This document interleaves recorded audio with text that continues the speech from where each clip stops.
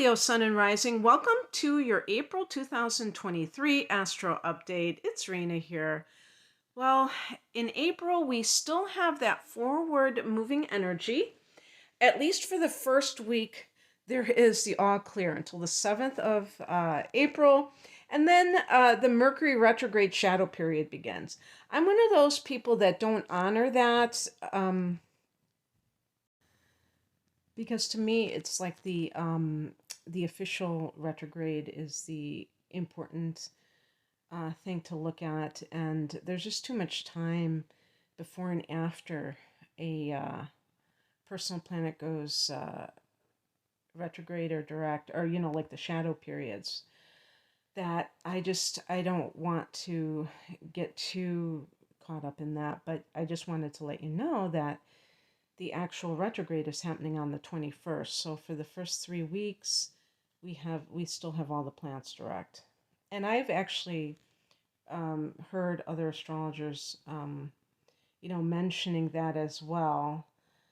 At least one. I don't really follow too many anymore, but there was one that seems to be of the same mind as I am.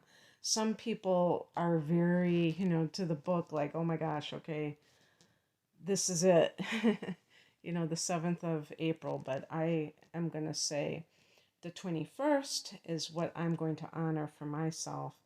And even then, if you feel called to start something new and it's a Mercury retrograde, um, do what feels right for you. But anyway, this is the two signs that are really seeing a lot of action are Aries and Taurus, and that's a no-brainer because the sun is going to be in both of these signs at some point during the month.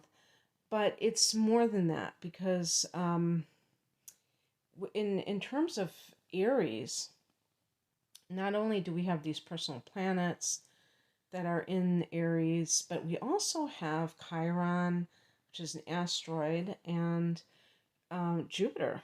So, and Jupiter is going to remain in Aries until almost the third week in May. So, and I don't think it's going back into Aries after it goes retrograde. So it's going to, leave Aries for good. So you still have this going on. And of course, since you're a fire sign, this is really great because this is fellow fire. It's trining you, your sun or your ascendant. And it's coming from that 9th house, which is Sagittarius house. So that's already a fire house. And fire energy is very progressive, meaning that it's looking towards the future. It's very positive. It's very, like very creative and very individualistic. So that kind of influence, very expansive, very, growth oriented. And because you've got Aries as your 9th house, this is accentuated because Sag is associated with that, in particular with this idea of expansion. And for you, this can also include geographical expansion. But I'll get to that because I want to just go down the line here. So as we start the month, I want to list all the planets that are in Aries at the beginning of April, starting on April 1st. So the sun is there, we have Mercury there, we have, I already mentioned Chiron and Jupiter, and I think there was something else there. I guess that was it. I could have sworn there was something else. No, I guess not. So, there is, for some of you, this could also be regarding school, like, studying abroad or teaching abroad with Mercury, the mind, learning a language, immersing yourself. Now, Mercury is actually going into Taurus on the 3rd of the month. But depending on your particular chart, it may still be in that 9th even at that point when it goes into Taurus. So this is a general reading, and therefore, and I try to get fancy sometimes, but I'm just one of those people. I get so confused when I try to talk about late degree, early degree. That's not me. So I'm just going to pretend that everybody is experiencing it the same way. Um, but anyway, yeah, and you will experience these transits in your own time, even if it doesn't happen exactly on the date that I'm saying it. So the general energy update, if you want to call it that, is going to be accurate, I feel, overall. And so this is, now we're talking about Mercury going into your 10th house when it goes into Taurus.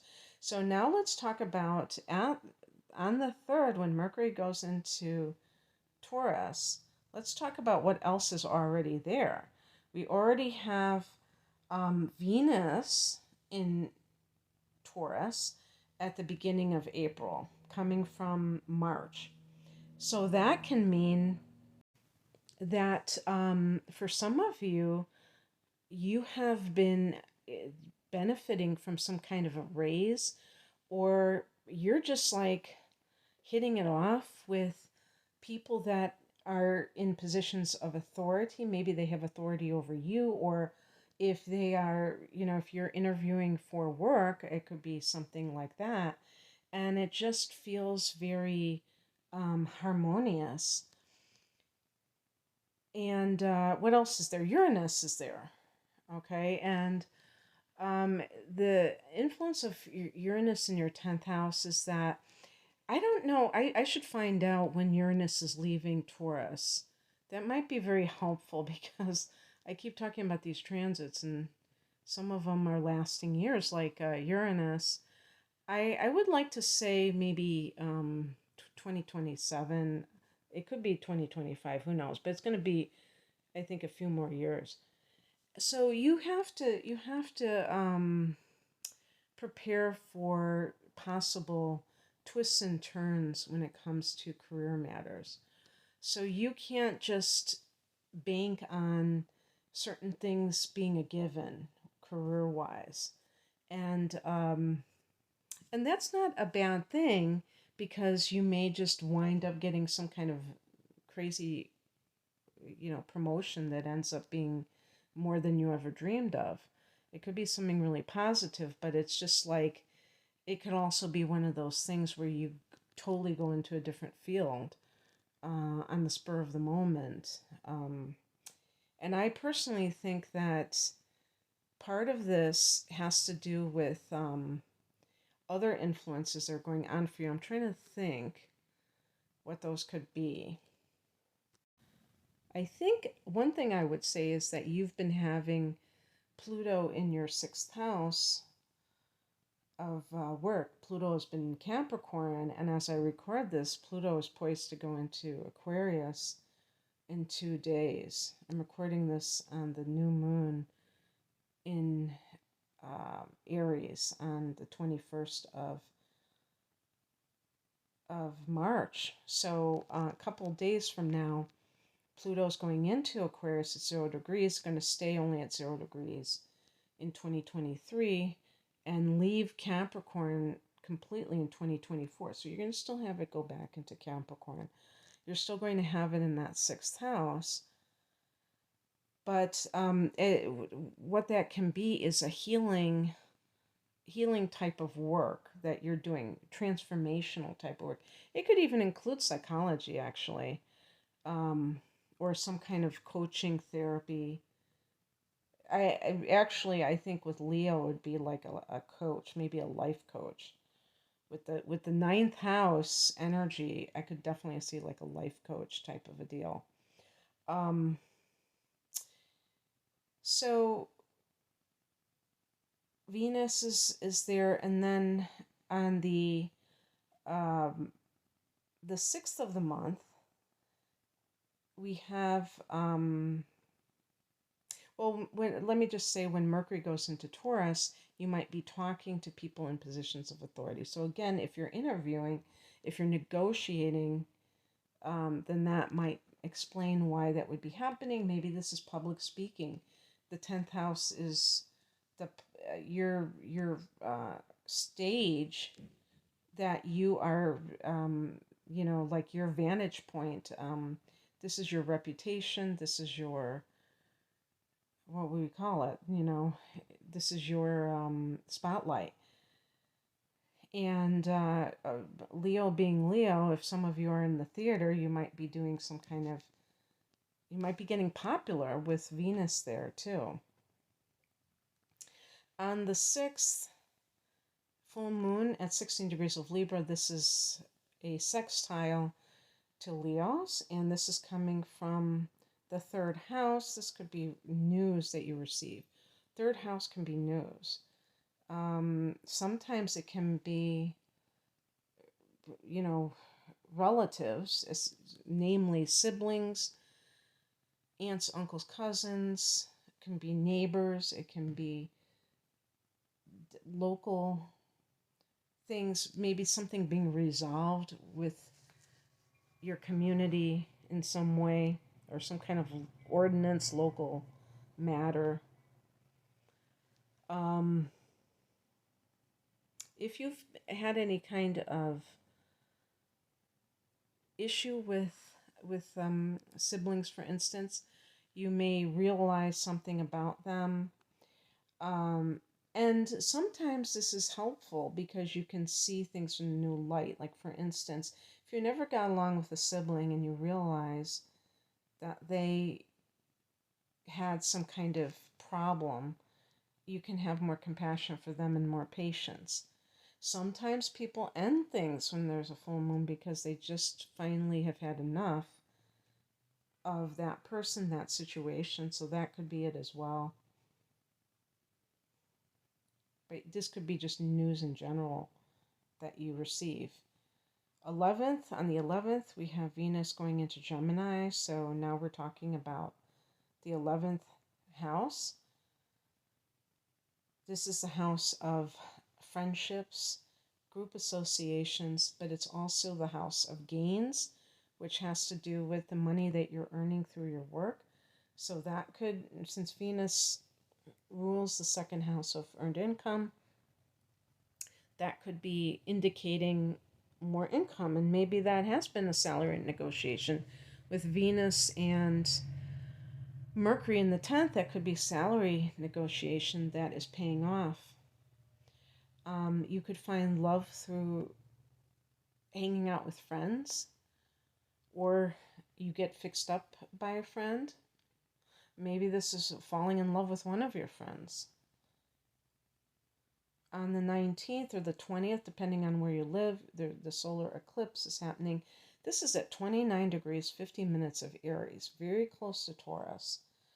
And as a matter of fact, the sun goes into Taurus a few hours after this eclipse on the 20th. So it really is the case of that 10th house energy, the trigger. So even if we pretended that everybody had their 10th house beginning at 0 degrees of Taurus, and that 29th degree was in your 9th house in Aries, that still could indicate some kind of,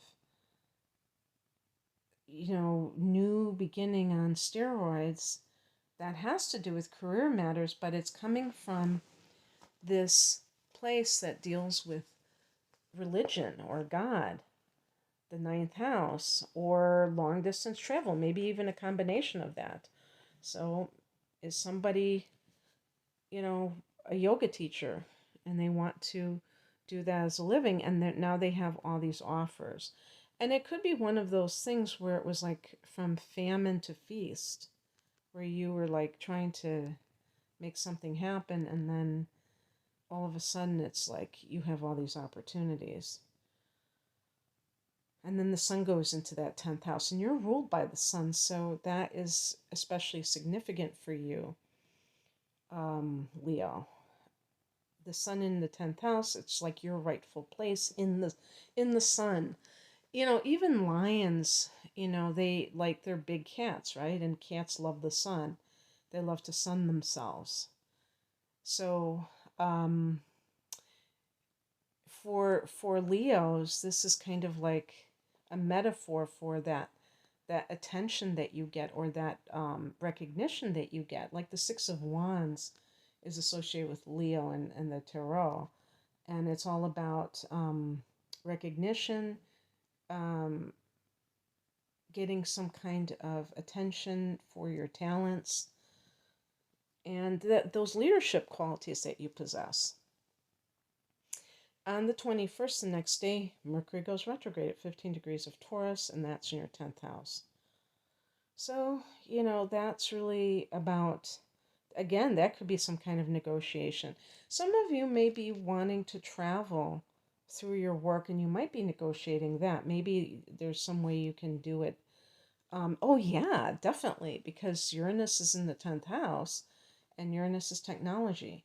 So some of you may want to be digital nomads. I was reading about people who worked in offices, and during the shutdown they were forced to work at home, and then after, a year or two later, it's like, okay, everybody back into the office, and some people are like, hell to the no, I don't want to do that. They got used to being at home in their jammies, doing Zoom or whatever they're doing. But it's one of those things where it might just be that time in your life where you feel this desire for more freedom, and that's obviously a big draw of doing things from remotely. But it might just be that it's something kind of with the Uranian thing, can also be into some type of intuitive career. So that's really supported by that solar eclipse in Aries, because that's coming from the ninth house, but very close to the 10th house. So um, another thing that is happening, that is interesting, is Mars has just gone into Cancer. As I record this, it hasn't happened yet, but it's like going to be on March 25th. And that is very significant too, as a personal planet. For it to have been in Gemini for 7 months is like cray cray. And now it's in, so that it was in your 11th house, and now it is in your 12th house. It's going to be in your 12th house all through the month of April. And one of the things, this is something I don't like to say, but I think it's a good thing to bring up sometimes, is that the 12th house can be hidden enemies, and Mars can be this kind of, aggression, um, what would we call it? Like coming from the backdrop. So this can work both ways. You may feel suddenly like you want to work behind the scenes for some reason. And it could be because you have this plan that you don't want to kind of lay your cards on the table about what your plans are. So you kind of are strategizing within yourself about how you're going to make something happen.